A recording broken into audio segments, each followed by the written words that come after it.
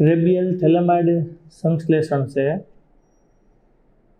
કઈ રીતે હોય આપણે જોતા જઈએ.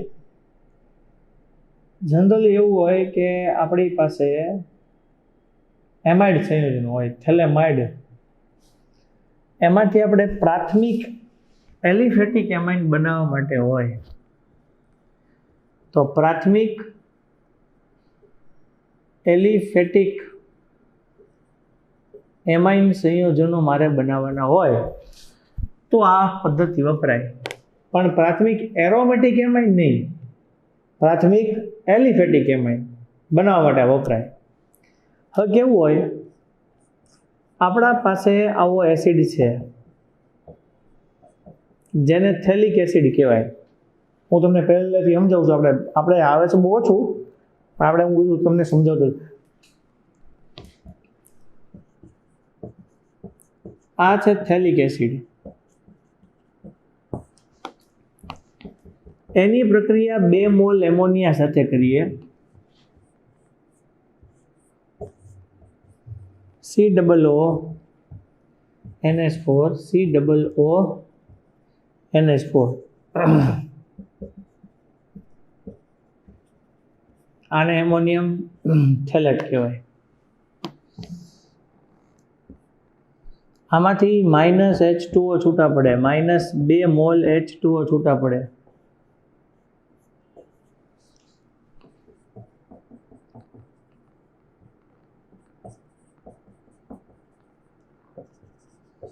આને આપણે થેલેમાઇડ કહીએ. આગળ પ્રક્રિયા કરીએ આપણે થેલેમાઇડની. એમાંથી તીવ્ર ગરમી આપવામાં આવે તો માઇનસ એમોનિયા છૂટો પડે. અહીંયાથી એક NH2 ને અહીંયાથી H.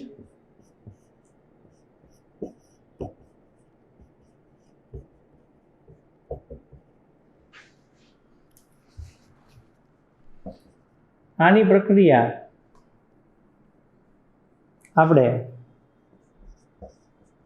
KOH સાથે કરીએ એટલે -H2O થશે,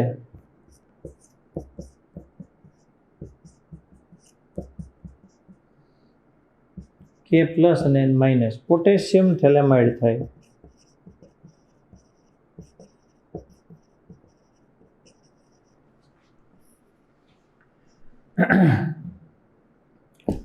પોટેશિયમ થેલેમાઇડ છે એની RH સાથે રિએક્શન કરવામાં આવે.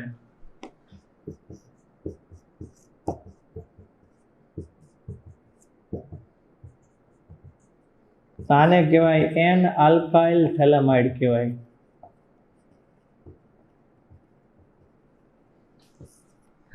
આની આગળ રિએક્શન કરો તમે 2 મોલ NaOH સાથે રિએક્શન કરવામાં આવે તો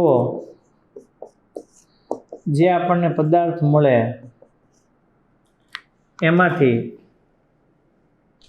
અહીંયા બોન્ડ બ્રેક થશે અને 2 હાઇડ્રોજન છે એની હારે જોડાશે. એક હાઇડ્રોજન અહીંયા, એક હાઇડ્રોજન અહીંયા, એટલે આપણને RNH2 મળે. RNH2 અહીંયાથી જ્યારે બંને છૂટા પડે ત્યારે એની સાથે ONA જોડાય. અહીંયા ONA જોડાય. ડાયસોડિયમ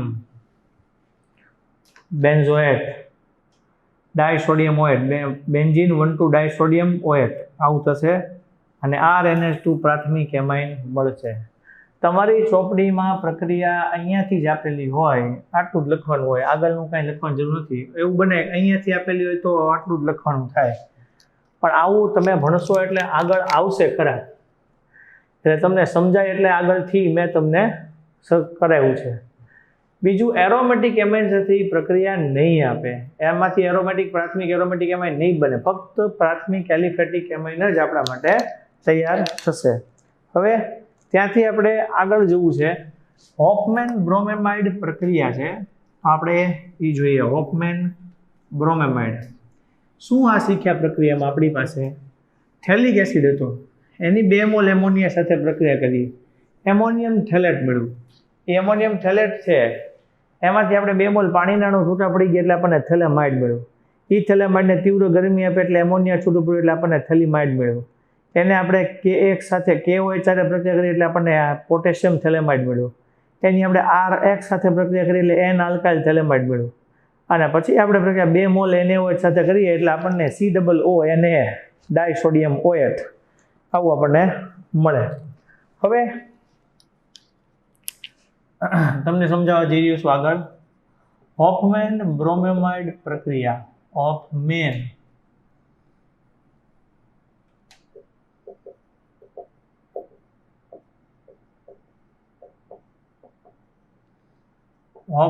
બ્રોમેમાઇડ પ્રક્રિયા. તો હોફમેન બ્રોમેમાઇડ પ્રક્રિયા હોય એની અંદર શું આવે? આપણા પાસે એમાઇડ સમૂહ હોય. એ એમાઇડ સમૂહ ધરાવતા સંયોજનની Br2 પ્લસ NaOH સાથે પ્રક્રિયા કરવામાં આવે. તો Br2 પ્લસ NaOH સાથે જ્યારે પ્રક્રિયા કરવામાં આવે ત્યારે આપણને એમાંથી એમાઇન સંયોજન મળે અને એક ઓછો કાર્બન હોય તેવો એમાઇન મળે. એટલે આપણી પાસે જે મૂળ સંયોજન હોય એમાંથી એક ઓછો કાર્બન હોય તેવો એમાઇન સંયોજન મળે. બરાબર? એટલે એને હોફમેન બ્રોમેમાઇડ કહેવાય. Na2CO3 NaBr અને પ્લસ H2O આવું પણ છૂટું પડે. સમજાવું તમને કઈ રીતે થાય? RCONH2 Br2 પ્લસ 4 NaOH આવું બનશે. પ્રક્રિયા કરશો એટલે એમાંથી CO સમૂહ દૂર થાય એટલે RNH2 થશે plus NaBr plus Na2CO3 plus H2O. 4 mole of NaOH, 2 mole of NaBr. Oxygen 3 ને 1 4 તો 4 ઓક્સિજન. હાઇડ્રોજન 4 ને 2 6 2 4 થઈ ગયું સંતુલન. 3 ને 2 5. હવે મારી પાસે CH3CONH2 આવો પદાર્થ હોય એટલે આપણી પાસે 2 કાર્બન છે તો આપણે એને બોલાય ઇથેનેમાઇડ. તો આપણી પાસે આવો ઇથેનેમાઇડ જેવું સંયોજન હોય એની પ્રક્રિયા આપણે Br2 પ્લસ 4 NaOH સાથે કરવામાં આવે. ગરમી આપીને આપણે પ્રક્રિયા કરીએ તો આપણને અહીંયા CH3NH2 મિથેનેમાઇન આવું સંયોજન મળશે plus 2 mole of NaBr plus Na2CO3 plus 2 mole of water.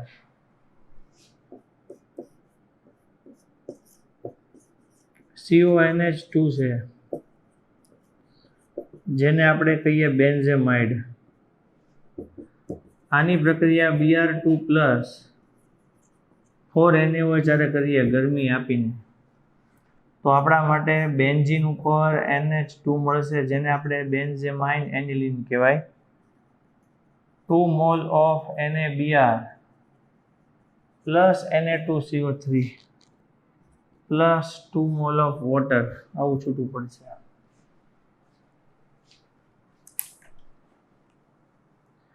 તો આ જે મળે છે આપણી માટે એ હોફમેન બ્રોમેમાઇડ આખી પ્રક્રિયા છે. હવે હોફમેન બ્રોમેમાઇડ પછી આપણને લખાણ સંબંધિત પ્રશ્નોને એવું આવે છે તો આપણે એ જોતા જઈએ. હું તમને શીખવાડતો જાઉં છું. આપણે અહીંથી આગળ જઈએ. આપણે પહેલા લખાણ સંબંધિત પ્રશ્નો હતા એ આપણે જોતા જઈએ. તો આની અંદર કેવું છે જુઓ, તમે ધ્યાન આપો. નીચે દર્શાવેલા એમાઇન સંયોજનોને પ્રાથમિક, દ્વિતીયક અથવા તૃતીયક એમાઇન તરીકે વર્ગીકૃત કરો. હવે જ્યારે કોઈ પણ સંયોજનમાં NH2 જોડાયેલો હોય એટલે નાઇટ્રોજન સાથે 2 હાઇડ્રોજન જોડાયેલા હોય ત્યારે એ આપણા માટે પ્રાથમિક જ હોય. બરાબર? પણ જ્યારે નાઇટ્રોજન સાથે 1 હાઇડ્રોજન જોડાયેલો હોય ત્યારે દ્વિતીયક હશે. જ્યારે નાઇટ્રોજન સાથે 1 હાઇડ્રોજન જ નહીં જોડાયેલો હોય ત્યારે તૃતીયક હશે. તો તમે જો અહીંયા નાઇટ્રોજન સાથે 1 હાઇડ્રોજન નથી એટલે એ CH3 ટ્વાઇસ છે એટલે આ આપણા માટે તૃતીયક છે. અહીંયા તમે જોશો નાઇટ્રોજન સાથે 2 હાઇડ્રોજન જોડાયેલા છે, એ આપણા માટે પ્રાથમિક છે. ભલે આવું બંધારણ હોય, તમે જોઈ શકો છો અહીંયા CH ની આરે C2H5 આવે, CH ની આરે C2H5 આવે, બરાબર ને? અહીંયા આપણા માટે NH2 આવશે. આપણી માટે નાઇટ્રોજન આરે 2 હાઇડ્રોજન જોડાયેલા છે એટલે આપણા માટે પ્રાથમિક થશે. આ આપણા માટે NH છે, અહીંયા C2H5 છે, અહીંયા આપણા માટે C2H5 છે. બંને જગ્યાએ C2H5 નાઇટ્રોજનની એક હાઇડ્રોજન છે એટલે આપણા માટે આ દ્વિતીયક થશે. C4H11 અને N આવા જુદા જુદા સમઘટકીય એમાઇન સંયોજનોના બંધારણ દોરો. બધાના IUPAC નામ આપો. ચલો હવે આપણે C4H9N છે, એને આપણે બંધારણો તરીકે દોરીએ. તો તમે જોઈ શકો અહીંયા ટોટલ કાર્બન 4, એની આરે NH2 હોય, અહીંયા NH2 હોય, આની સાથે NH2 હોય,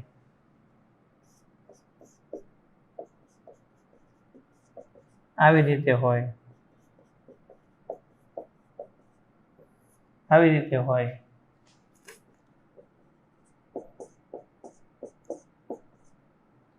આવી રીતે હશે.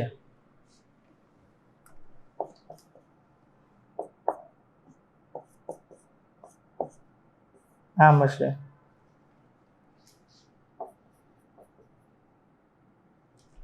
ટોટલ આપણી માટે A B C D E F G H છેલ્લું દોરી નાખીએ.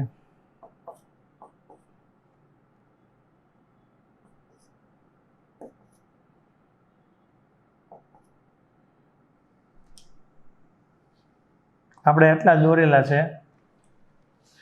એકાદમાં આપણા કંઈક ભૂલ પડતી એવું બને, લોચો થતો એવું બને, નહીં બધા બરાબર જ છે. એ કામ આવી શકે. થઈ ગયું બધા સમઘટકો. આનું નામ થાય બ્યુટેનેમાઇન.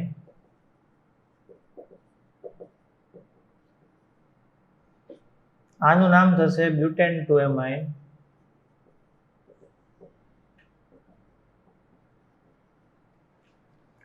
આનું નામ થશે 2-મિથાઇલ propane 1 amine.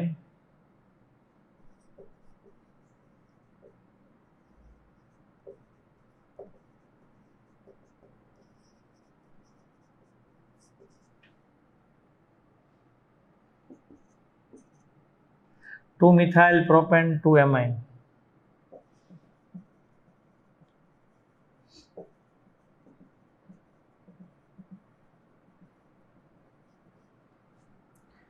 N-ethyl ethane amine.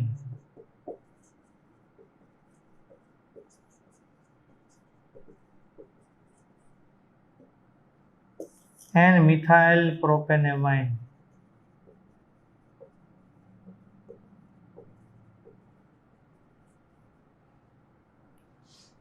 and dimethyl ethanamine.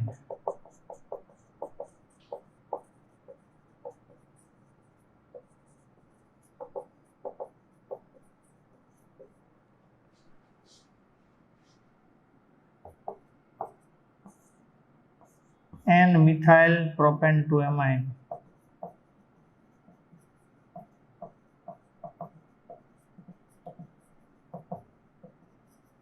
હવે શૃંખલા સમઘટકો છે એ બધા કયા કયા છે એ આપણે જોઈએ. તો શૃંખલા સમઘટકો આવે, સ્થાન સમઘટકો આવે અને મેટામર આવે. જો મેટામર એટલે આ મેટામર છે એકબીજાના, આ બંને એકબીજાના મેટામર છે, બરાબર. શૃંખલા સમઘટકો જે છે એ આપણા માટે આ રીતે આવશે. આ બંને એકબીજાના શૃંખલા સમઘટકો થાય. આમાં NH2, આ બંને એકબીજાના શું થાય? શૃંખલા સમઘટકો થાય. NH2 નું સ્થાન અલગ અલગ છે, બરાબર. આ બધા A B C D બધા એકબીજાના શૃંખલા સમઘટકો જ કહેવાશે. આ મેટામર્સ કહેવાશે, બરાબર, એકબીજાના બંને. એટલે આવી રીતે બધા સમઘટકો છે એ અલગ અલગ પ્રકારની સમઘટકતાઓ છે એ દર્શાવે આપણે. શૃંખલા સમઘટકતા, સ્થાન સમઘટકતા અને મેટામર, બરાબર. સ્થાન NH2 નું સ્થાન અલગ અલગ જગ્યાએ હોય એટલે આપણે એને સ્થાન સમઘટકો કહેવાય, બરાબર. અને શૃંખલા સમઘટકો એટલે શૃંખલામાં અલગ અલગ રીતે ગોઠવેલા હોય તો આપણે એને શૃંખલા સમઘટકતા કહીએ.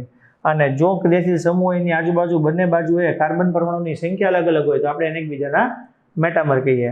તો આટલું જે આપણને આવડવું જોઈએ.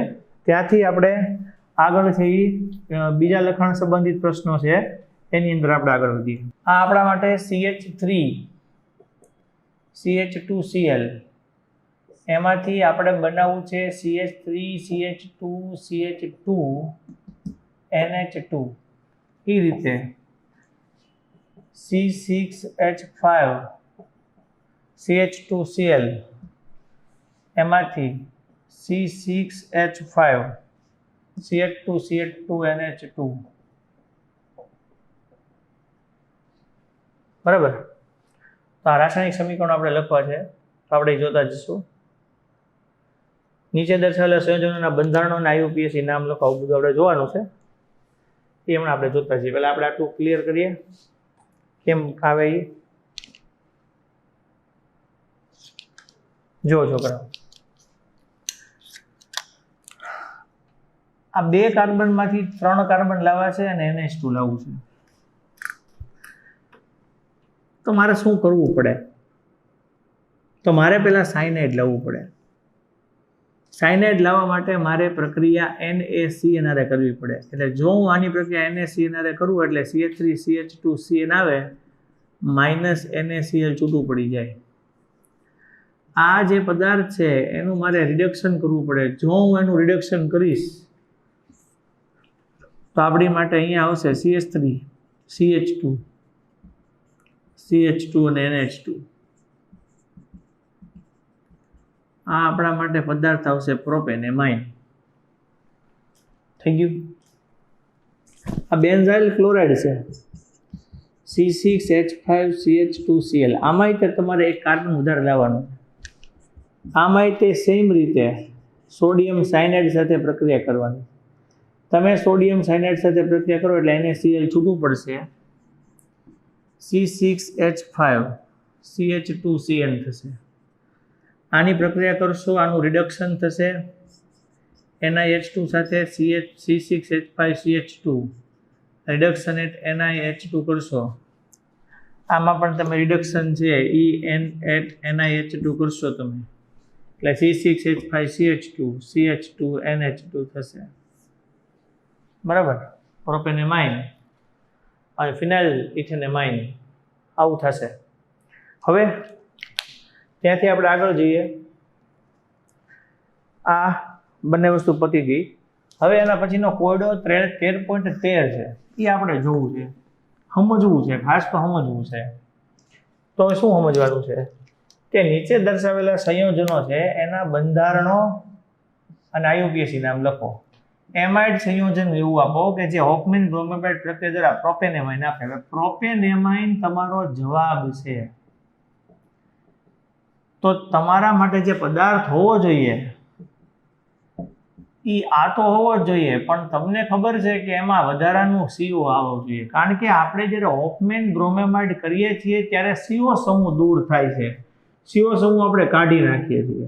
એટલે જો CO સમૂહ દૂર થાય, એમાંથી CO આપણે ઉડાડી દઈએ, કાઢી નાખીએ, તો આ આપણા માટે જે પદાર્થ છે એ બ્યુટેનેમાઇડ મળે.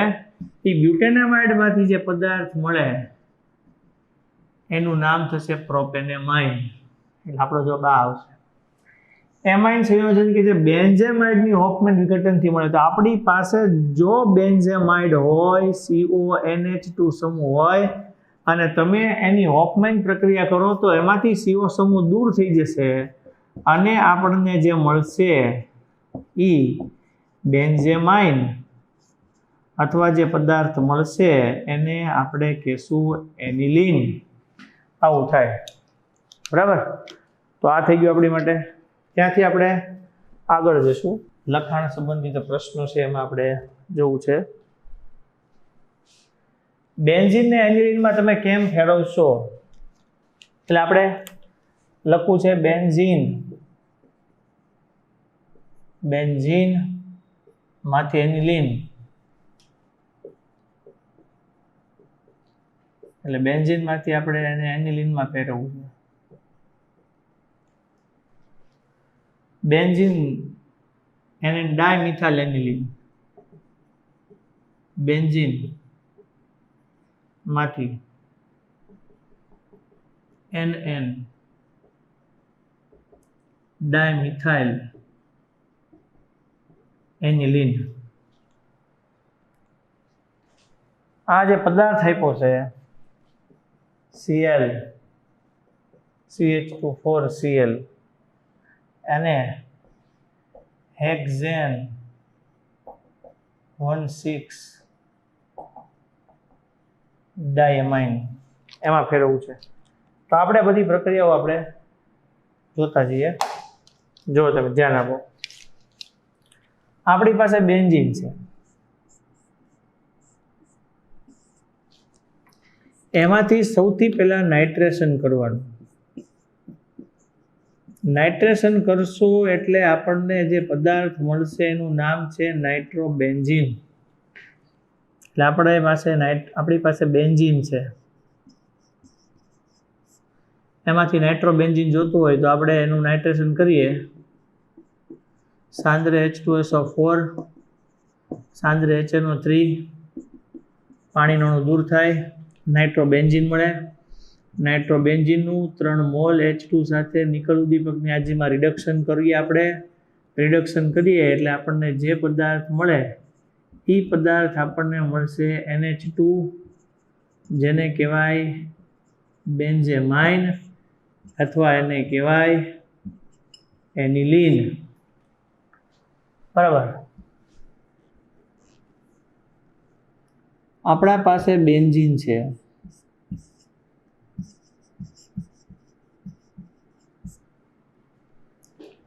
એ બેન્ઝીનમાંથી આપણે NN ડાયમિથાઇલ એનિલીન લાવવું છે. આપણે અહીંયા સુધી તો પહોંચી ગયા. એટલે આ કોમન ભાગ છે કે બેન્ઝીનમાંથી આપણે અહીંયા સુધી એનિલીન લાવ્યા.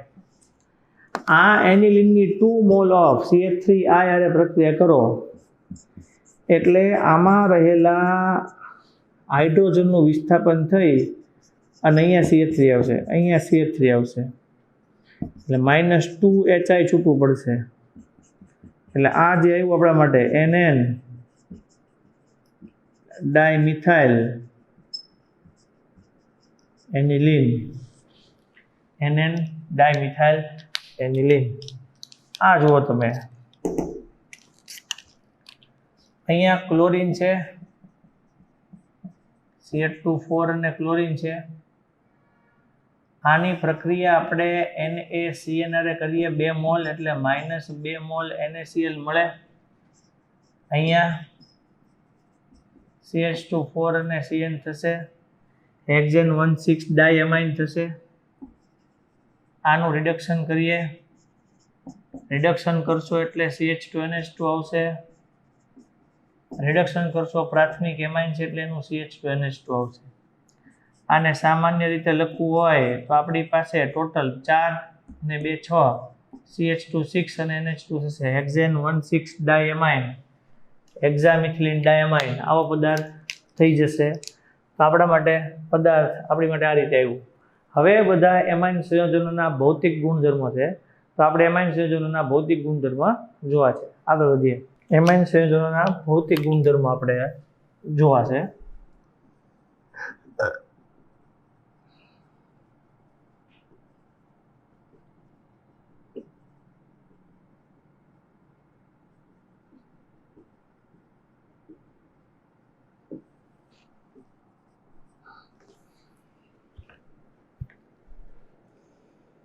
એમાઇન સંયોજનોના ભૌતિક ગુણધર્મો છે, એમાં શું આવે? સૌથી પહેલી વસ્તુ છે, એમાઇન સંયોજનોમાં એવું હોય જેમ અણુભાર વધે તેમ એના ગલન બિંદુ ને ઉત્કલન બિંદુ વધે. જેમ કે મિથેન એમાઇન હોય એના કરતાં ઇથેન એમાઇન અને ઇથેન એમાઇન કરતાં પ્રોપેન એમાઇન, આ બધાના ઉત્કલન બિંદુ વધે. શરૂઆતના 3 કાર્બન જેટલા સંયોજનો હોય એમની માછલીના તેલ જેવી વાસ કે માછલી જેવી વાસ આવતી હોય, પણ જેમ આગળ જાઓ એમની વાસ વહી જાય. મોટા ભાગના સંયોજનો રંગવિહીન છે પણ ઓક્સિડેશનથી એના અંદર લાલાશ પડતો રંગ કેવો રંગ આવે. પછી નાઇટ્રોજનની વિદ્યુત ઋણતા વધારે હોય, હાઇડ્રોજનની વિદ્યુત ઋણતા ઓછી છે, એટલે હંમેશા એવું હશે કે આલ્કેન હોય એના કરતાં આલ્કેનેમાઇન એના સંયોજનોના ગલન બિંદુ ને ઉત્કલન બિંદુ વધારે હશે. એટલે આલ્કેન કરતાં આલ્કેનેમાઇનના ગલન બિંદુ ઉત્કલન બિંદુ ઊંચા હોય. બીજું, ઓક્સિજન અને હાઇડ્રોજનનો બંધ હોય તો એ વધારે આંતરાણવીય બળ પ્રબળતા ધરાવે. એટલે જનરલી એવું હોય કે આલ્કેન હોય એના કરતાં આલ્કેનેમાઇનના ગલન બિંદુ ઉત્કલન બિંદુ ઊંચા હશે, અને એની કરતાં આપણા માટે આલ્કોહોલ જે છે એના ગલન બિંદુ ને ઉત્કલન બિંદુ ઊંચા હોય. એટલે આલ્કેન કરતાં આલ્કેનેમાઇનના અને આલ્કેનેમાઇન કરતાં આલ્કોહોલ જે છે એના ગલન બિંદુ ને ઉત્કલન બિંદુ ઊંચા હશે. હવે જેમ શાખા વધે તેમ એનું ગલન બિંદુ ઉત્કલન બિંદુ છે એ ઘટશે. ગલન બિંદુ ને ઉત્કલન બિંદુમાં ઘટાડો થાય. જેમ કે પ્રાથમિક કરતાં દ્વિતીયક અને દ્વિતીયક કરતાં તૃતીયક એના ગલન બિંદુ ઉત્કલન બિંદુ નીચા હશે. પ્રાથમિકનું વધારે હોય એટલે સમાન અણુભારવાળા જે સંયોજનો હોય એમાં તૃતીયક કરતાં દ્વિતીયક ને દ્વિતીયક કરતાં પ્રાથમિક હોય એના ગલન બિંદુ છે એ તૃતીયકના ઓછા હોય અને પ્રાથમિકના વધારે હોય. બીજું કે પ્રાથમિક એમાઇન હશે, દ્વિતીયક એમાઇન હશે અને તૃતીયક એમાઇન હશે. પ્રાથમિક એમાઇન જે સંયોજનો છે દ્વિતીયક છે ના તૃતીયક છે, તો જે આપણા માટે પ્રાથમિક એમાઇન સંયોજનો હોય એ NH2 પ્રકારના હોય, દ્વિતીયક એમાઇન છે એ NH પ્રકારનો હોય, તૃતીયક એમાઇન છે એમાં ફક્ત N હોય. એટલે આમાં 2 હાઇડ્રોજન છે, આમાં 1 હાઇડ્રોજન છે, આમાં એક પણ હાઇડ્રોજન નથી. તો પ્રાથમિક એમાઇન છે NH2 છે, દ્વિતીયક એમાઇન છે NH છે અને તૃતીયક એમાઇન છે ફક્ત N આજુબાજુમાં બંધ છે. તો આપણા માટે જે આ NH2 સંયોજન છે એને મારે દર્શાવવું હોય તો હું એમ કહી શકું તમને RNH2 આવી રીતે જોડેલું હોય મેં તો આવું બનશે. H ની હારે પાછો નાઇટ્રોજન આવે તો આવી રીતે નાઇટ્રોજનની હાઇડ્રોજન જોડાયેલો હોય તો 2 હાઇડ્રોજન જોડાયેલા હોય. પણ જો આપણી માટે RNH જોડાયેલો હોય તો બીજો R ડેશ જોડાયેલો હોય તો એની હારે બીજો અહીંયા હાઇડ્રોજન જોડાયેલો હોય તો અહીંયા R અને R ડેશ આવે. જો આમ જોડાય તો પાછું R ની હારે R અને R ડેશ આવશે નાઇટ્રોજનની હારે. એટલે કહેવાનું એમ છે કે અહીંયા 2 હાઇડ્રોજન છે, આ દ્વિતીયક હાઇડ્રોજન છે આના કરતાં આ 2 ગણો પ્રબળ હાઇડ્રોજન જોવા મળે. એટલે આપણને પ્રાથમિકની અંદર હાઇડ્રોજનની પ્રબળતા છે એ દ્વિતીયક કરતાં 2 ગણી પ્રબળ જોવા મળે. જનરલી એવું હોય કે એમાઇન સંયોજનો છે એ બેઝિક સંયોજનો છે, અને એમ પણ આવે કે એમાઇન સંયોજનો છે એ એમોનિયા હોય એના કરતાં પણ વધારે પ્રબળ બેઝિક હોય, કારણ કે બધાની વેલ્યુ હોય પીકેબીની વેલ્યુ હોય પીકેબી, બરાબર, બેઝનો આયનીકરણ અચળાંક, એના પરથી પીકેબી બેઝનો અચળાંક એના પરથી એની વેલ્યુ આવે.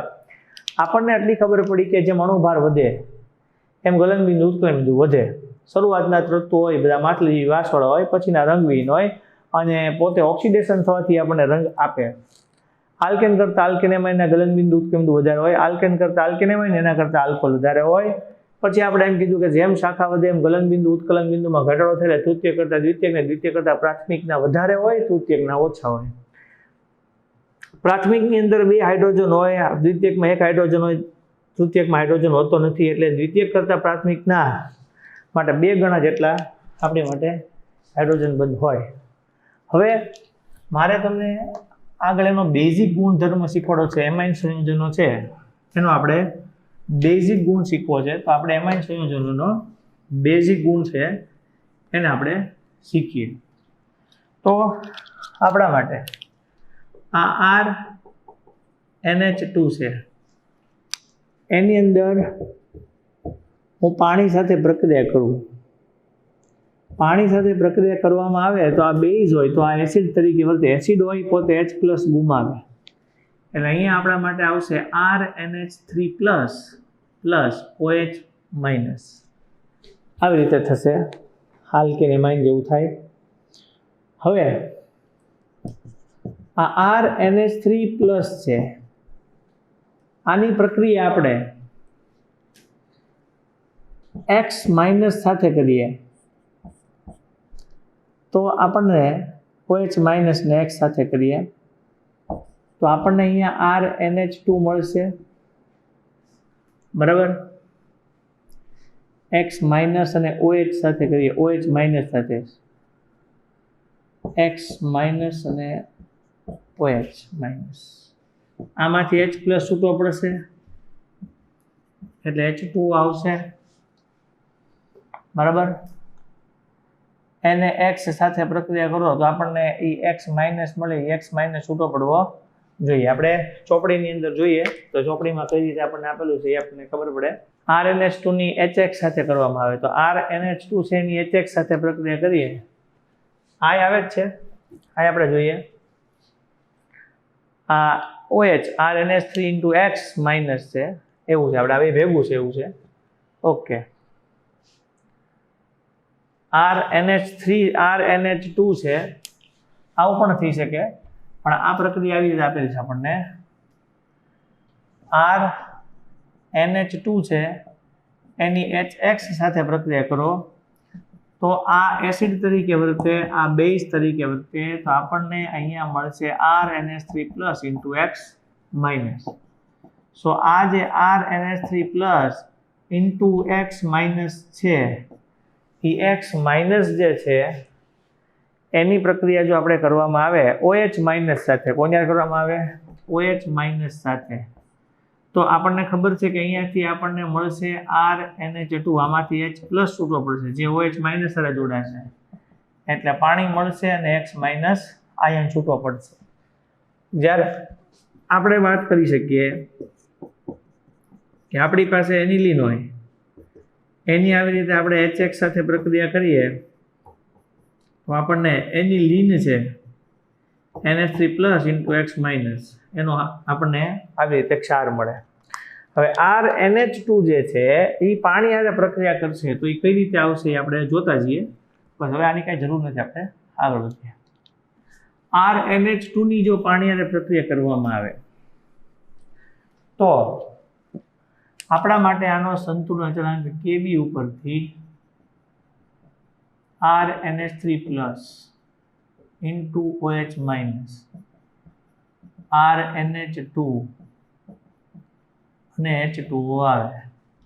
સાદો અચળાંક Ke લઈએ, આ Ke પાણી હારે જોડાશે તો આપણા માટે Kb આવશે, RNH3+ થશે, OH- થશે, અહીંયા RNH2 આવશે, આ આપણા માટે Kb થશે.